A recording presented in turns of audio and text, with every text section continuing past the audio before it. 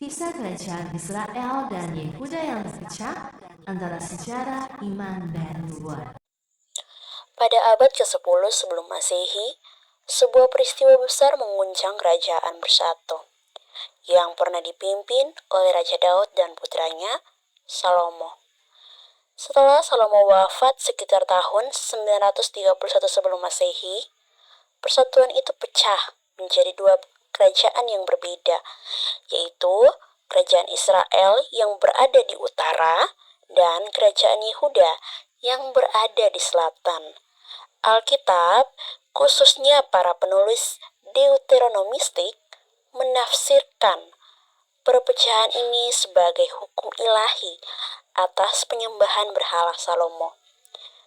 Namun, secara historis, akar perpecahan itu juga dapat ditelusuri pada kebijakan Salomo yang memberatkan rakyat, seperti pajak yang tinggi dan kerja paksa yang menimbulkan ketidakpuasan, terutama di antara suku-suku di utara.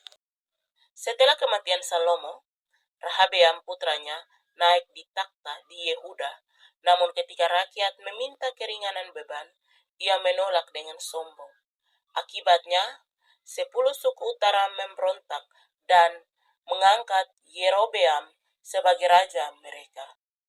Sejak saat itu, sejarah kedua kerajaan ini berjalan terpisah dengan penuh gejolak. Kerajaan Israel dan Yehuda sering berkonflik, baik satu sama lain maupun dengan bangsa-bangsa tetangga seperti Aram, Damaskus, Moab, dan Amon. Pada akhirnya mereka berdua jatuh di bawah kekuasaan imperium-imperium besar. Israel ditaklukkan oleh Asyur pada tahun 722 sebelum Masehi. Sedangkan Yehuda hancur oleh Babel pada tahun 586 sebelum Masehi. Dalam masa yang penuh ketegangan ini, lahirlah banyak tradisi keagamaan dan kenabian yang kemudian menjadi fondasi iman Israel kuno.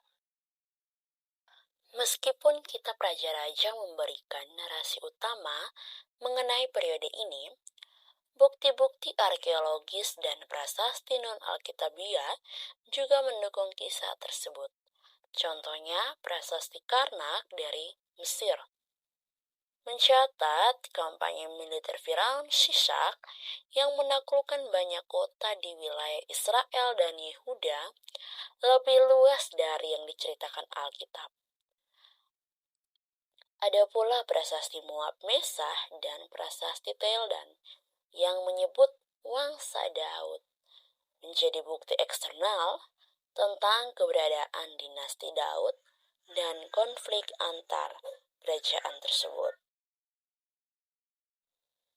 Di kerajaan Israel Utara sering terjadi pergantian dinasti dan ibu kota dari Sekem ke Tirsa, lalu ke Samaria di bawah Raja Omri. Raja Yerobeam mendirikan kuil di Betel dan Dan, serta membuat patung anak lembu emas agar rakyat tidak pergi ke Yerusalem untuk beribadah. Tindakan ini dianggap sebagai dosa besar oleh penulis Alkitab. Selanjutnya, dinasti Omri dan putranya Ahab yang menikahi Isabel dari Tirus membawa pengaruh penyembahan Baal ke Israel. Inilah masa ketika muncul Nabi besar Elia yang dengan berani menentang Ahab dan Isabel serta membela penyembahan kepada Yahweh. Sementara itu, di kerajaan Yehuda, garis keturunan Daud tetap bertahan lebih lama, meskipun juga diwarnai oleh masa-masa gelap. Salah satu tokoh unik adalah Atalia, seorang ratu yang sempat memerintah Yehuda, bukti bahwa kekuasaan tidak hanya dipegang oleh laki-laki, tetapi juga oleh perempuan kuat pada masa itu. Para nabi memegang peranan penting di kedua kerajaan. Mereka adalah juru bicara Tuhan yang menyampaikan teguran dan pengharapan bangsa yang seringkali tersesat. Nabi-nabi seperti Nathan, Elia, dan Elisa menegur raja-raja atas dosa yang mereka lakukan, seperti ketidakadilan dan penyembahan berhala. Mereka menerima wahyu melalui penglihatan, mimpi, atau inspirasi langsung dari Yahweh. Ada juga nabi perempuan seperti Miriam, Deborah, dan Hulda yang turut menegaskan bahwa Tuhan berbicara melalui siapa saja yang Ia kehendaki. Dua nabi paling menonjol pada masa kerajaan terpecah ini adalah Elia dan Elisa. Kisah mereka yang penuh mujizat, keberanian, dan iman yang teguh tercatat dalam kitab Raja-Raja. Elia menentang para nabi Baal di Gunung Karmel dan memanggil api turun dari langit sebagai bukti tentang kuasa Yahweh. Ia juga membangkitkan orang mati dan akhirnya dia diangkat ke surga dalam kereta berapi.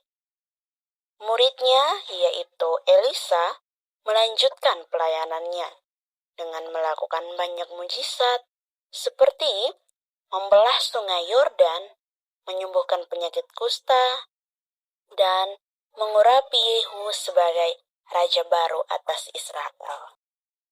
Kisah Elia dan Elisa menunjukkan bahwa di tengah kekacauan politik dan penyimpanan moral, Tuhan telah bekerja melalui nabi-nabinya untuk menegakkan kebenaran dan memelihara umatnya.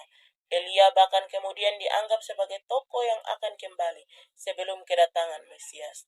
Dalam Perjanjian Baru, ia muncul bersama Musa saat Yesus dimuliakan di atas gunung. Akhirnya, dari dua kerajaan ini menjadi pelajaran penting bagi umat Israel. Menurut penulis Alkitab, kehancuran mereka bukan sekedar akibat politik atau militer, melainkan akibat dari ketidaksetiaan kepada perjanjian dengan Allah. Dengan demikian, kisah ini bukan hanya sejarah kerajaan yang terpecah, tetapi juga kisah tentang iman yang diuji, nubuatan yang digenapi, dan Allah yang tetap setia meski umatnya jatuh berkali-kali.